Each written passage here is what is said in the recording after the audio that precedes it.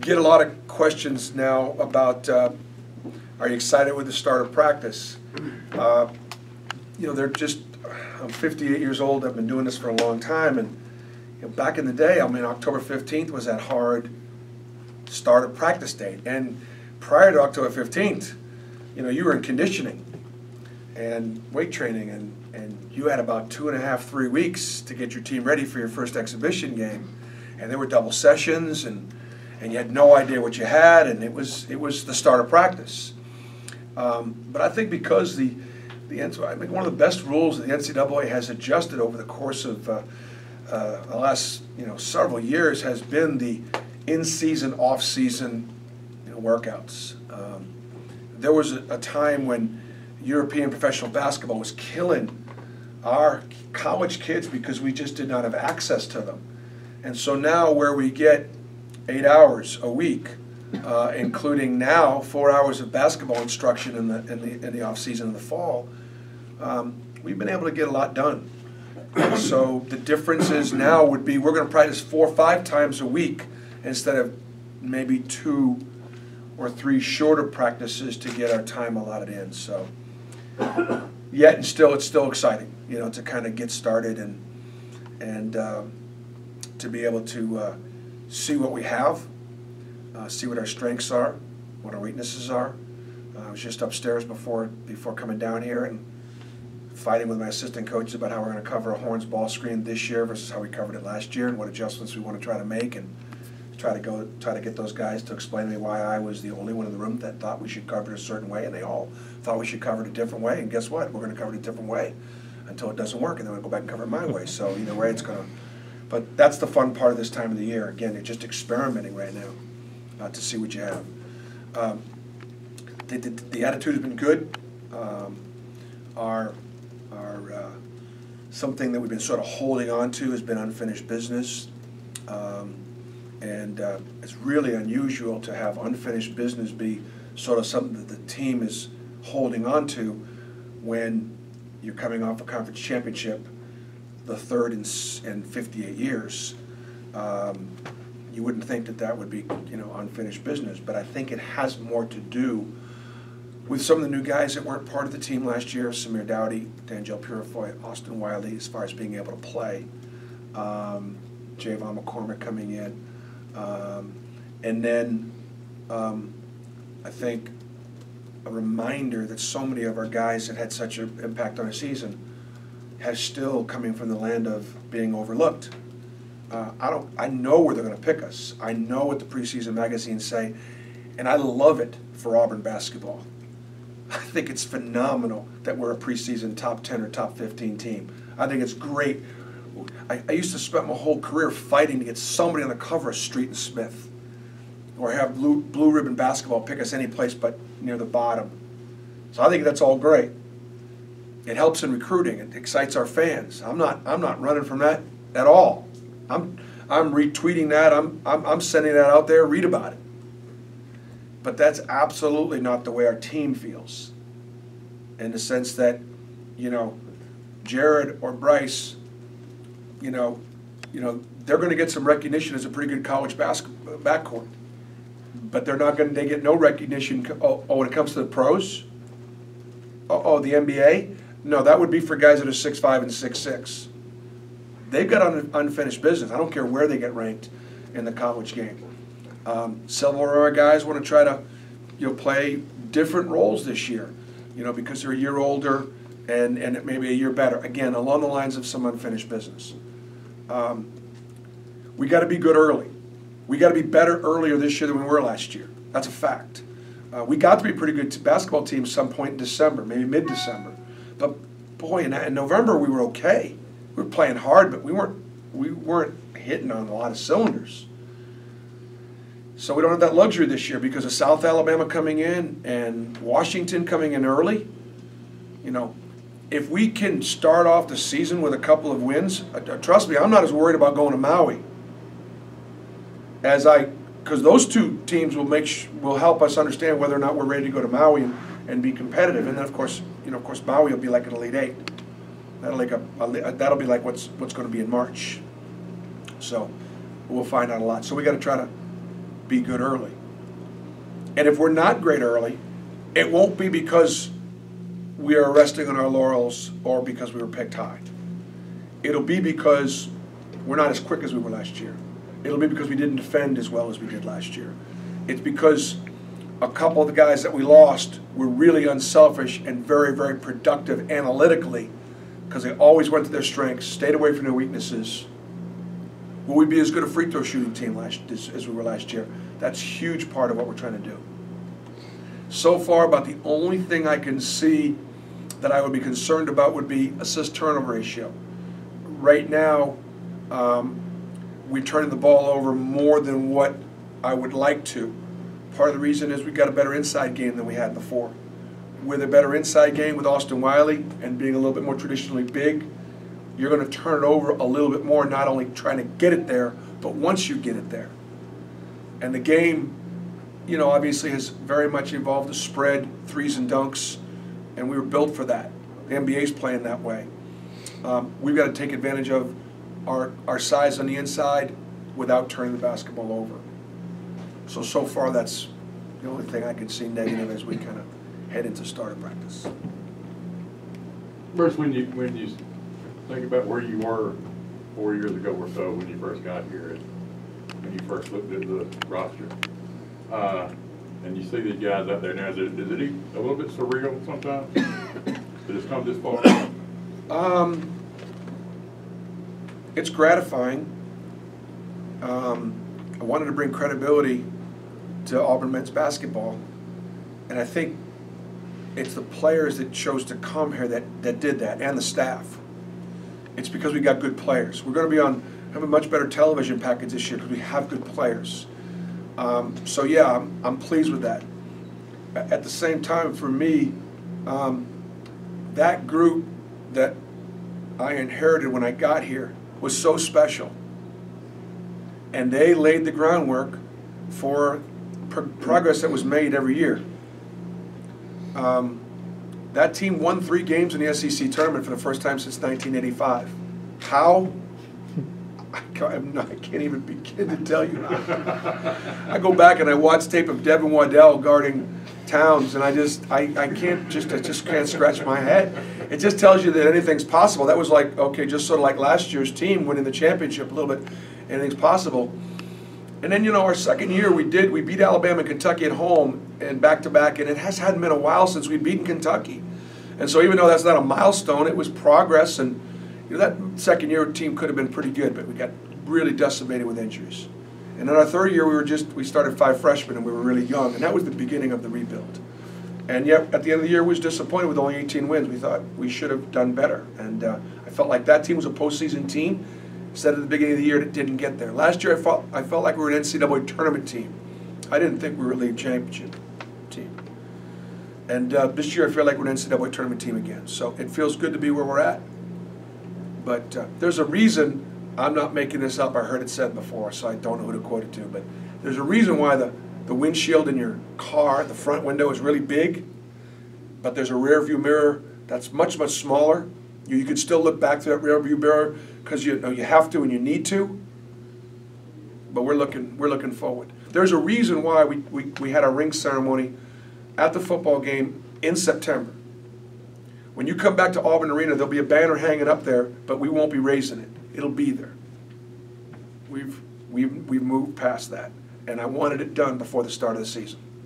You talked about just how things will change, obviously, with having Austin Wiley in there, but considering everything he's been through, how hungry is he to get on the floor and do something, contribute? Yeah, he's really hungry, but I think I'd even take it back to April and May in the sense that we got to remember Austin could have gone pro.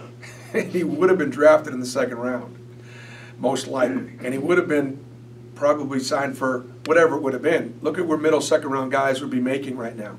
You know, it's north of $1 million or $2 million. But he wanted to come back to Auburn because he wanted to be a first rounder and really be able to set himself up for a better contract, but also because he's got unfinished business. He just does. So he's really hungry. I think the other thing too, though, is that there is some rust on him. That's what happened when he went to the NBA trials, because Okay, his first year he only played half a season because he reclassified and was eligible at midseason, which was great. But he only had half a year of basketball. And then last year, he was ruled ineligible, missed the whole season.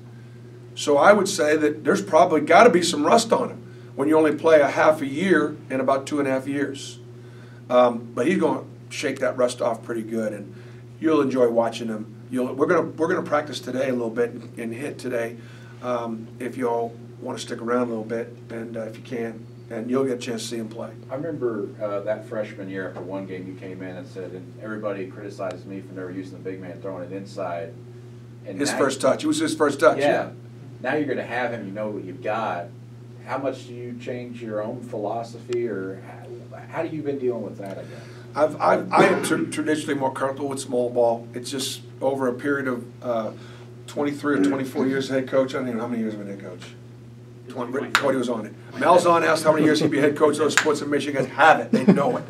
So I've been 23 or 24 years. 25. Going on 25, really? Is that right? I have 24, that's fine. Okay, 24. All right. I had 25, that's fine. I think small ball, most because of the players I've been able to recruit. You're not able to recruit an Austin Wiley very often, but he's a legacy child because of Vicky and Aubrey. Yet I had a team that got one game from the Final Four at Tennessee, and it was the biggest team I had. It was the team that was traditionally built. So I keep going back to that team with Brian Williams and Wayne Chisholm and J.P. Prince and Scotty Hobson and Stephen Pearl and Bobby Mays, that group there. And so we figured something out within the framework of what we do with the biggest team I ever had at Tennessee. So I know we can play both. And Austin is such a good athlete, and he's so fast that we won't have to slow down. The only difference with I won't be playing a pick and pop 5-man. Can you talk about Jared? He looks like he's gotten some strength more, and Yeah. he's certainly got 2 years of experience. Yeah, again, I want my hats off to our guys at War Eagle Productions. I guarantee you, if you're at CBS or if you're at ESPN, and I spent time working in Bristol, if you look at some of the stuff that our guys produce and put out there, I don't see anything better in the world of sports. So 2 weeks ago, when we cut that Toomer's Corner video, which we showed on Saturday of the LSU game, on Friday, our guys had a sand volleyball workout. We had a workout in the sand pit. And Jeff came out there and he videotaped our guys in the sand. I don't know if you all noticed it, but I'm sorry, you're not paying attention if you didn't. Did you see our guys' bodies? How strong they looked? How cut they were? How fit they were? Damon Davis, our strength and conditioning coach, and the commitment of our players, they do a tremendous job. Jared came in looking like Steve Urkel. That's what his body was like. Okay, long, kind of gangly, whatever. He's a man now. His work, this commitment, so on and so forth. So I do think we're stronger. Now, will we be able to take that strength and use it physically? Jared's got to figure out how to play great defense without fouling.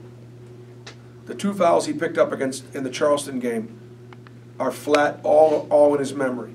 He didn't play well in San Diego in the NCAA tournament. That is strong in his mind. And so that's part of the unfinished business a little bit too. We win as Jared went. That's good and bad. I would imagine most teams go and not go as their quarterback goes and not goes. I got to get away from that. The season can't be on Jared Harper. Like, if Jared, you play well, we're going to win. If you don't, we're going to lose. But he's in a good spot, Shoots it, puts it on the floor, passes it, got to defend without fouling. Bruce, this Anthony's return and then what he means to this team in terms of pairing him with Austin and how you work that inside. I don't know how much he will play with Austin, just by virtue of where they're best, where they're both best. There could be some injuries or things like that could change that a little bit. But I have a pick and pop 5-man and I have a post up 5-man, and we'll use them both in everything that we do. And so Anthony's healthy; he's back, and he's a real dimension. I mean, he is an absolute nightmare matchup. because he for his size, he plays as big as anybody in the country. He's an amazing rim protector, and he is one of our best three-point shooters. He can score inside and out. Around the basket, one of his greatest strengths, and this just goes unnoticed or discussed, is if you throw it to him either at the rim or in traffic, he catches it and goes up so quickly. His feet are always ready to finish, that he's really productive around the basket. People think just because you get that ball inside that it's over. First of all, a lot of times it's a tough catch. Second of all, a lot of times those guards will throw it to you and be like, here, you put it up with all these big monsters in there. Then it's not always an easy finish. But because Anthony gets up so quickly, has got such great footwork, can play above the rim, he finishes everything around the basket, and he can step out and knock down his shot. He's got a shot fake, put the ball in the bounce move going on right now too. So tremendous offensive flexibility to have a center that you can post up and a center that you can stretch and pop and shoot the three ball. Bruce, I want to take a couple more because you guys know I'm always available to you. I know we're getting started, but you should come back tomorrow if you want to. What's Javon McCormick bring to you guys? What have you seen out of him so far? Javon McCormick is got a chance to be one of our more valuable players in this sense, and I don't mind I don't tell this story. One of the hardest things I had to do this spring was to replace Davion Mitchell. Okay, just absolutely did not see Davion leaving. Love Davion, terrific player, and we were so sad to see him go. But then try to recruit to Jared Harper and Bryce Brown as a junior and a senior. Who wants to? What freshman wants to come into that? So we spent a lot of time in the transfer market, and we couldn't find transfers that wanted to come into that and compete with those two guys. And I don't blame them. And we lost really good players to teams that go to the Final Four, like on a regular basis, because Auburn had better players than they did, at least at those positions. It didn't bother Javon. Javon knew what we had. He wanted to compete against them. He wanted to be in position if one of them got injured. And he wanted to play next to both of them if that's what he was. He wasn't afraid and to contribute. He brings quickness. He's an outstanding passer. Really good defender. An improved shooter. Never misses a free throw when he gets there. But he was your classic mid-major player. That's where he was going to go, mid-major. Now he's having an opportunity to play every night on a high major level. But because he filled such an important niche, that depth that he's going to provide us, how he goes really could determine how far we go. That's how important a guy like that is. I wanted to ask you about the 2019 class. You're going to have a lot of turnover after this year. How important is that class, and how do you feel about how it's coming around so far? Well, you know, I can't talk specifically about recruiting, but obviously we've got a roster of mostly upperclassmen and good players. And so there was a lot of opportunity to go out there and recruit in the 19 class. And oftentimes, I find that that opening and those opportunities actually pave the way for more success in recruiting than just championships. If you have championships and return a bunch of young players, a lot of prospects, with the exception of the kind of guys that Kentucky recruits or Kansas or Duke or North, which we typically can't get involved with, those kids aren't worried about the competition because it's one and done. Those guys are going to be moving fast. The guys that we can recruit do need to look at your roster a little bit more carefully. So now that we have opportunity, I think things are going well in recruiting, and they need to go well because we've got a lot of guys to replace over the next couple of years.